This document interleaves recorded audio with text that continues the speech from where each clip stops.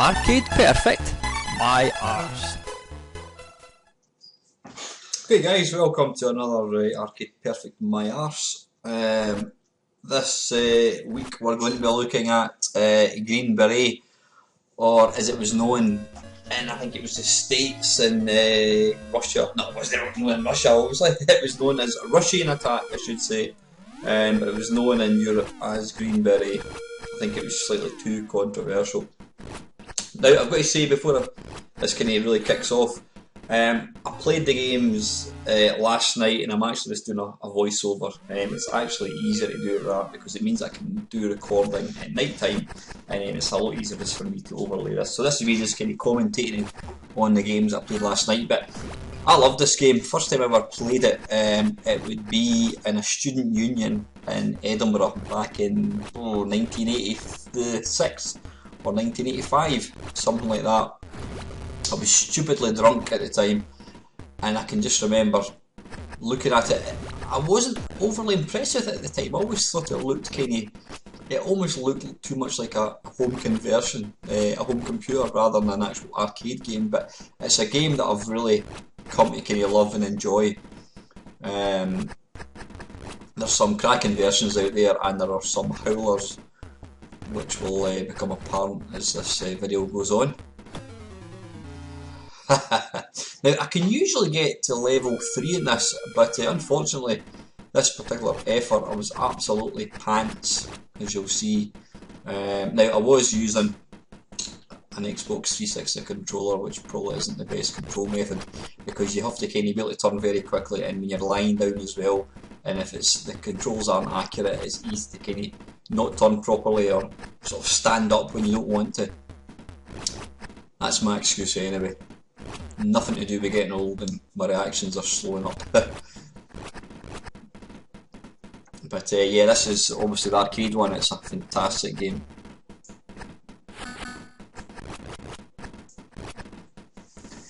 Now you'll probably see here I've actually got the HDLSL settings on my MAME again, which gives a really nice kind of CRT look to it.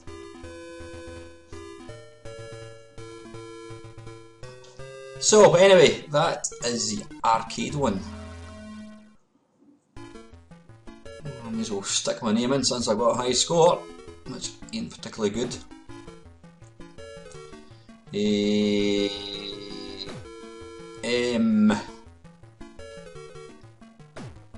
Right, let's take a look at some home conversions and whatnot.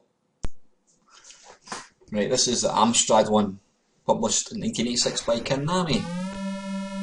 Now, oddly, it has a different kind of intro. Rather than seeing the hostages lined up, it uses an intro of a guy trying to run away.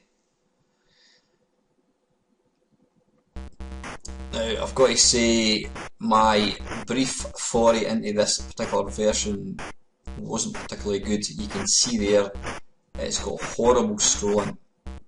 It's very, very slow to react. I mean, when you get to the edge of the screen like that, everything just stops as the screen kind of tries to catch up. The sad thing is, graphically, it's actually pretty good. And it's not bad at all, but it's just been really poorly executed. You'll see this, like, everything just stops until the screen catches up and then it all kicks in again. I think, excuse me, I think they'd been better off going for a flip screen with this, but the graphics are really nice, you know, look at the animation. Well, not particularly good animation, but when you see the guy getting fried, it looks really good. It's probably the best graphically out of all 8-bit systems.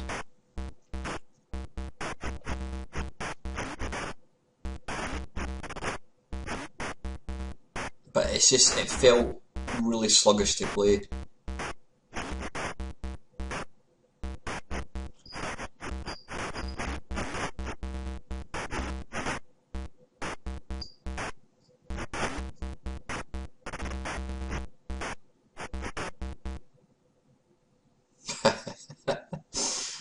Yeah,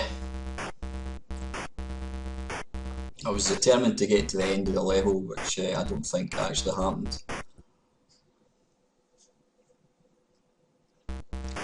because I'm always accused of not playing games properly, and yeah, that's probably true because, like I say, I don't read instructions for games. I don't have the time to do it. As simple as that.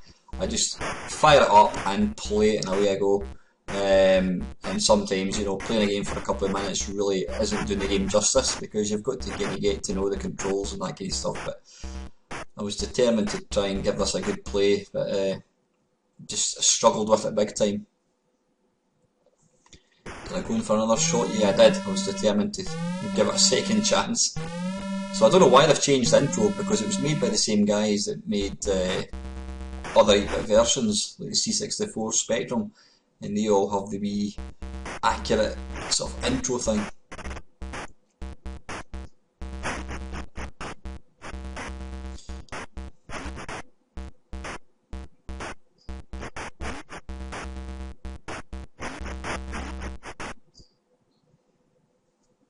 I mean, the music's not the best, but you know what, the spot sound effects are fine. You've got a wee kind of stabby noise going on there. And this is graphically wise, it's not bad, it's just been really poorly executed. Like I said, it might have been better going for a flip screen affair if they weren't sort of prepared to try and make it scroll smoother, which the Amstrad can do. I know it's not as easy as say the C64, but I have seen games where it does scroll. So there's really no excuse. It's always interested me though how you can get one company publishing the same game on maybe several platforms, yet they can differ. I don't mean the quality can differ, the actual, I mean, like I say, the intro to this game is different from the Spectrum and the C64, and yet you'd think that given it's the same company that are kind of publishing them all, you'd think they would be wanting them all to look the same, but that didn't seem to be the case. So anyway, listen, I think I gave up at this point. That is the Amstrad one. Right, prepare yourself. This is the Atari. Atari 800.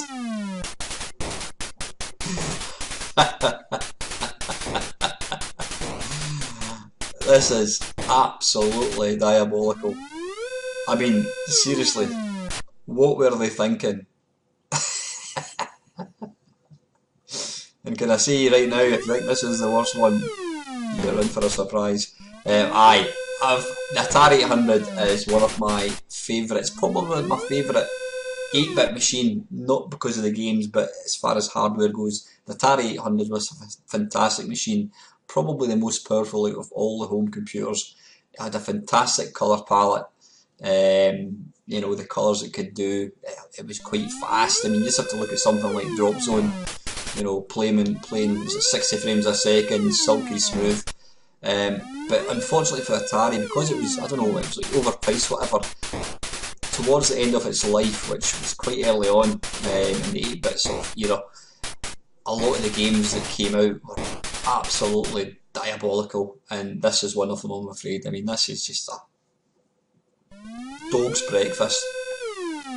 The backgrounds look really nice.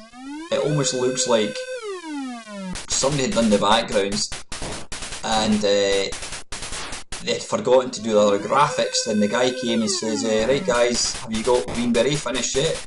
And the guy's like, oh shit, we've not done the graphics for the baddies. And the guy's like, well, you've got until tomorrow, get it done, because the graphics are just horrendous. I mean, what are they trying to do there?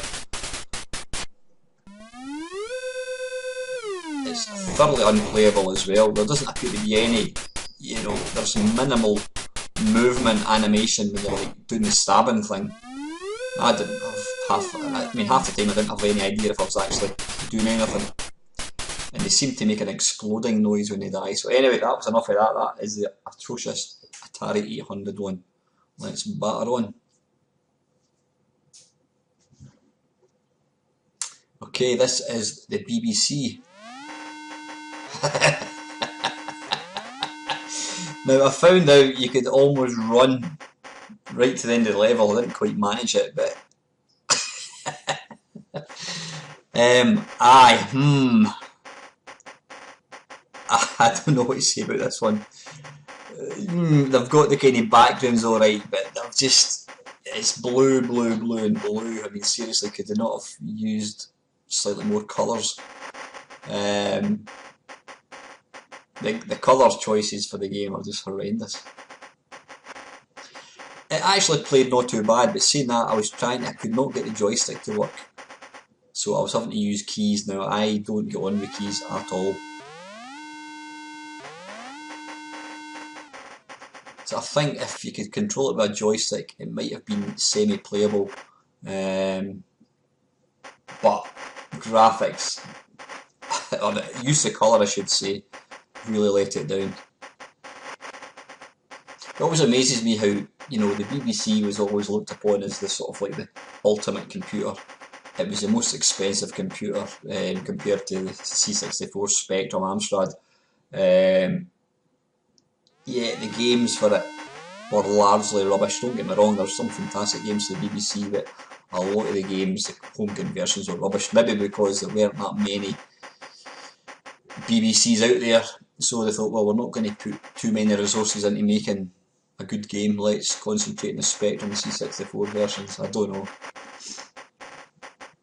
But all in, it's not bad. If they just maybe made slightly better use of colour, I think this would have been a much better game.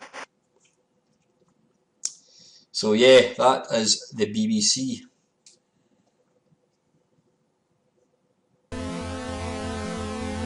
Okay, this is the one I'm most familiar with. I had this back in the day. This is the C64.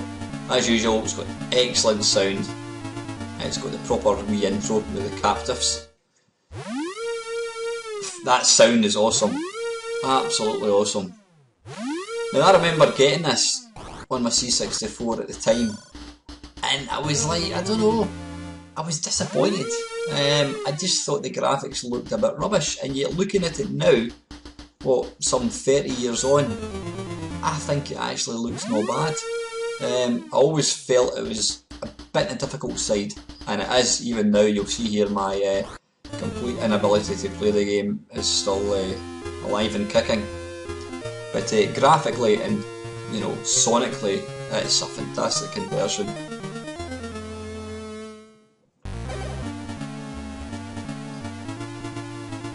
The sound there is brilliant. It says in the wee bit at the start, that's just awesome. That was Martin Galway at his very best.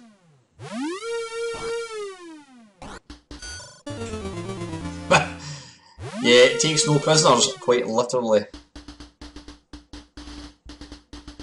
But you know, compare the scrolling on that compared to like the Amstrad. I mean, I know the C64 was always good at doing scrolling, but it just makes a game so much better.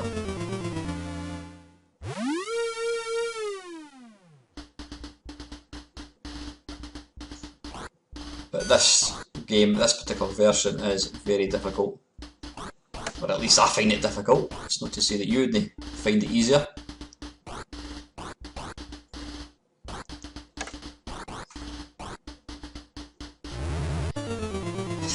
Now at that point I remembered from last night, you've got to press the spacebar. Now back in the day I used to use my foot. I had the C64 on the floor and I'd press it with my foot, but I'm not able to do that, so I had to basically take my hand off the joystick for a second to activate the spacebar, hence the reason I died.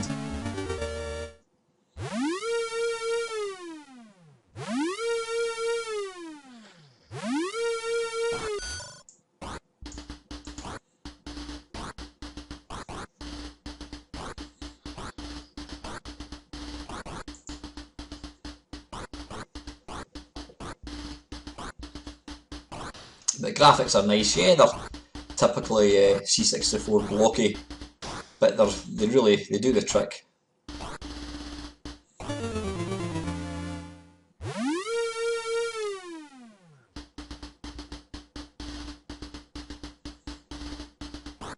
But the sound, the music in this version's brilliant.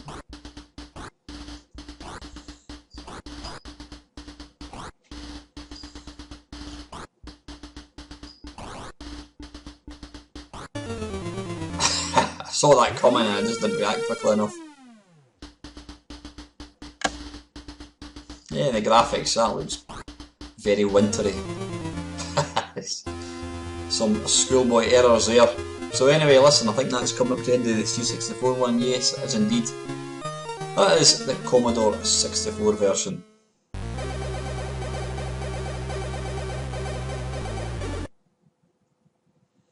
Right, this version is the MSX. It actually looks like the guys are hanging there, but I think they're just tied up. This is quite a... It's different looking. It looks like a Spectrum version, but as you'll see, the Spectrum version is nothing like this.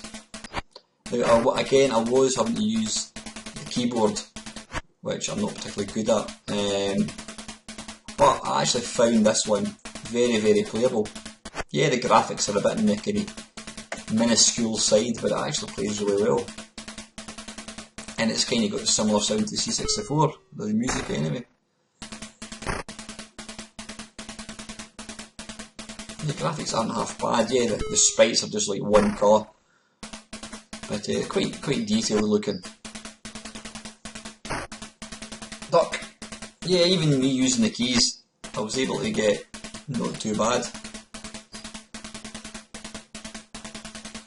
Scrolling is not the greatest, but again that's just a limitation of the hardware, I believe.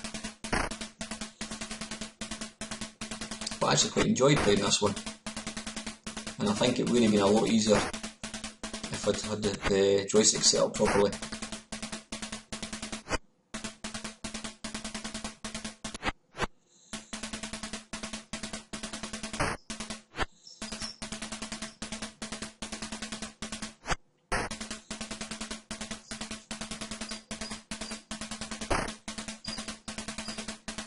Animation from stabbing is a bit odd. It looks like he's kind of head banging. He's dancing to AC/DC, I think.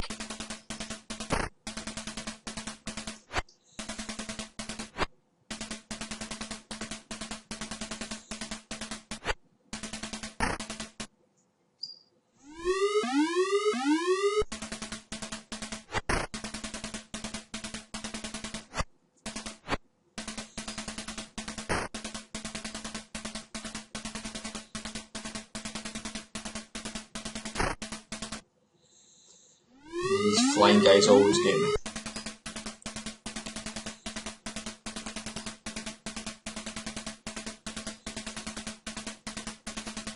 You watch out for the wee landmines at the bottom, you can see them flashing away.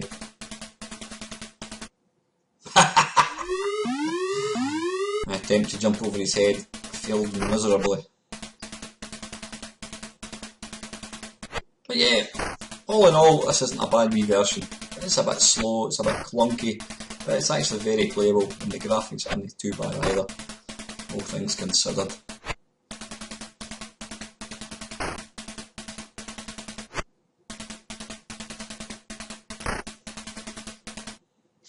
Right, that is the MSX. Let's batter on. Right, this lovely looking one is on the NES. And it's known as Russian Attack, and they've added a wee kind of extra bit of animation in here, which is actually quite nice. They always seem to do that with NES, they always kind of base games in the arcade game, they never quite did a faithful representation, they always did their own thing. But this version is fantastic. Really clear graphics, very, very arcade perfect, or arcade you know, representative. It's, yeah, arcade perfect almost, I would say. Nice background graphics, decent scrolling, sounds fine, plays very, very well, really responsive. Nope, there's no guy firing the cannon thing, which is a bit odd. So again, yeah, they've kind of very slightly changed the sort of levels. They always do that, I don't know why. Is it to make it easier or something? I'm not too sure.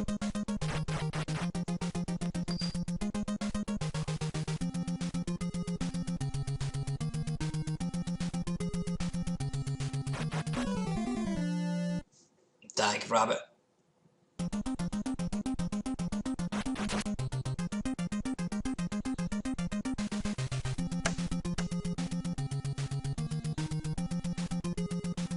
Quite a nice wee kind of tune as well. It's nothing, I don't think it's got anything to do with the arcade game, but it's not too bad. A wee bit of flickering going on there, obviously slightly too many sprites on the screen at once, I think.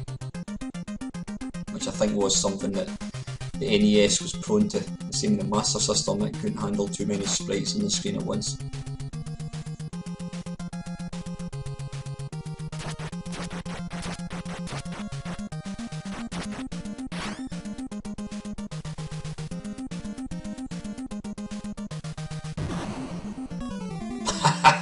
Damn it. It was probably just a bow hair for the end of the level there as well. But if I had an NES and I got bought this from Christmas, I would have been a happy man. Or a happy boy, if it been back in the day.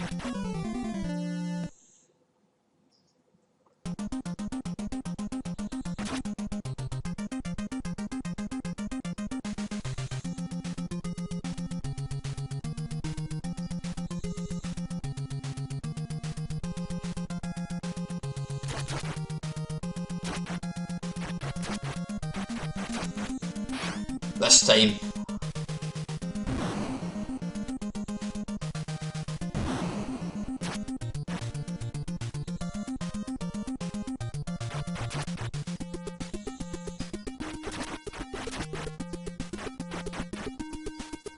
I managed to jump over him.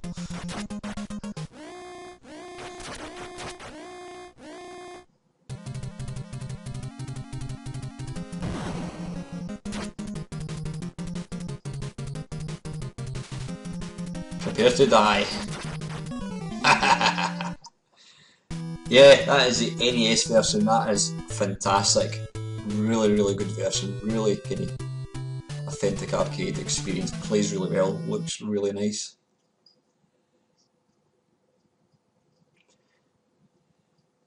Yep, I told you it was going to get worse, and it gets worse. This monstrosity, believe it or not, is the Commodore Plus 4 version. And believe it or not, according to the thing that I got it from, it was actually released by Imagine, who made all the other versions. I really can't believe, looking at this, that this game was ever released. It is an abomination. It's one of the worst games. In fact, I may actually have to do one of the worst games ever. I mean, you are that thing at the bottom. It's got a tribute clash all over it. The colour choice is horrendous. I mean, look at the movement. There's no animation to speak of. They're scrolling shocking. Everything's flickering about. I mean, listen to the sound.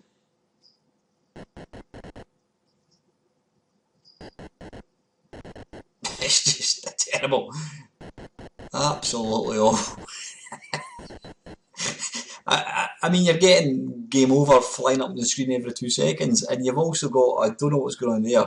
You can look, if you look at the top left of the screen, looks like a cursor flashing.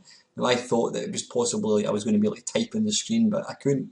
I've no idea. It looks like it's written in BASIC. It would not surprise me if it was written, but according to where I got it, again, it says it was actually released. But I cannot, for the life of me, believe that the game was released commercially. It's awful. It is literally what you'd expect a typing game to be. I mean, look at the. If you thought the Spectrum was bad for colour clash, or I mean, look at it, it's like big blocks around each character. Just diabolical.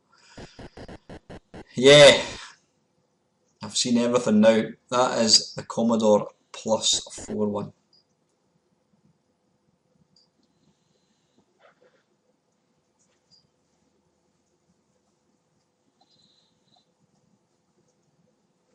Right, this is one of my favourite versions because it's so playable. This is a Spectrum one. Excellent intro. Don't get me guy running past, but really good sound. This plays brilliantly. So playable.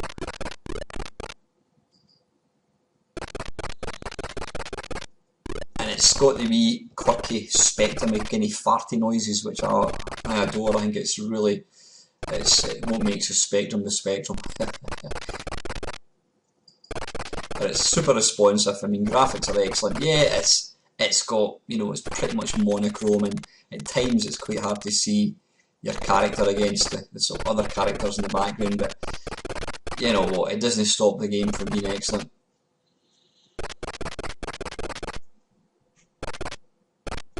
Could you imagine if they had just come up with a Spectrum that had the ability to output graphics like that, but in proper colour? That would have been an amazing computer.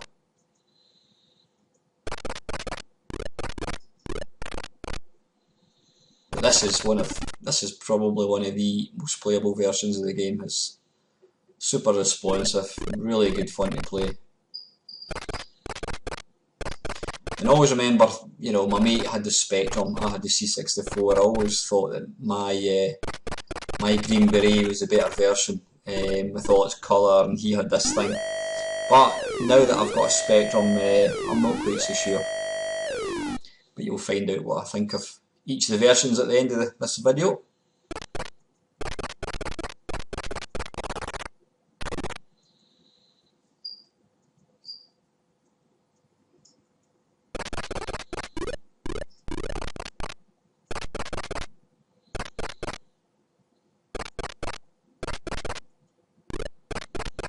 Oops, a daisy, I somehow managed to jump up there, which I didn't mean to do.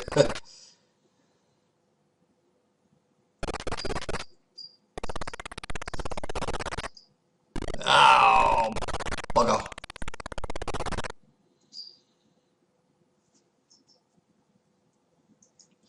Unlike some of the versions, when you die you don't go right back to the start.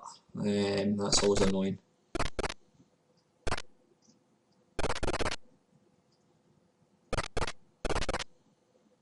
That's the only, I would say the only flaw with this game is sometimes, you know, when you're against certain backgrounds, like going up the ladder there, it's sometimes easy to kind of miss out where you actually are. But that's a brilliant version. That is the ZX Spectrum one. Let's take a look at the very last version, guys.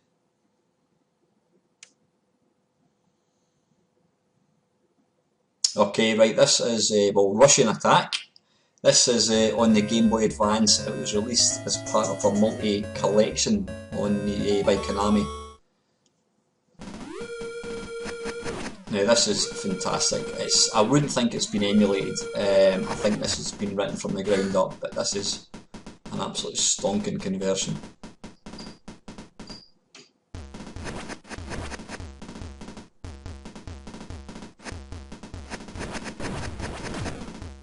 Scrolling's great, graphics are perfect, sound is absolutely top notch as well, and as you can probably see, playability, oops a daisy, wrong button, playability is spot on as well.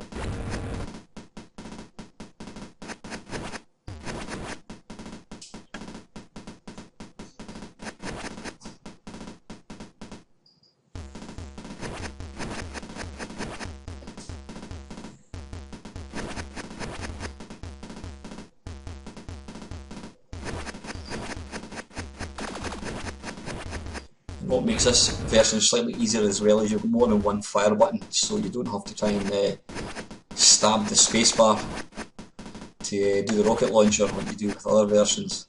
You can see there I got to the end of this first level on my first attempt, so that just kind of shows you how this is easy, but it's certainly easier than other versions. Sounds excellent as well. Hooray! As he leaps for joy and skilled high, arms aloft as he throws himself over the barbed wire fence. Let's head to the harbour.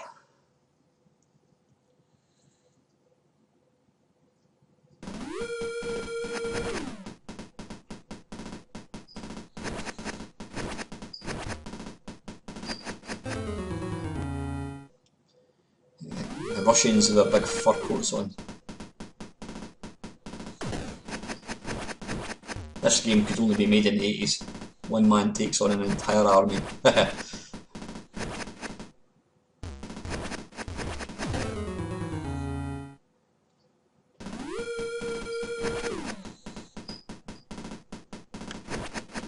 Not we're lucky.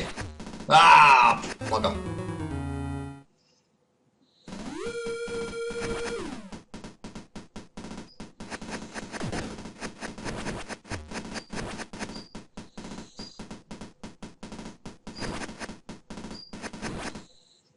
This game was released on as part of a kind of compilation on other systems. I know the PlayStation 1, PlayStation 2, Xbox, Saturn maybe, don't know. They all had compilations released by Konami which had arcade perfect versions of this, and there was a version of this released on Xbox 360 Live which was arcade perfect and had enhanced visuals as well, but I didn't include these in this. Okay, just to recap then guys, Amstrad, nice graphics, poorly executed, far too sluggish, crap scrolling, didn't enjoy it too much, which was a shame. Atari 800, it looks like they'd put the sprites in at the very end, nice backgrounds, shocking sprites, it looked like it was kind of half finished.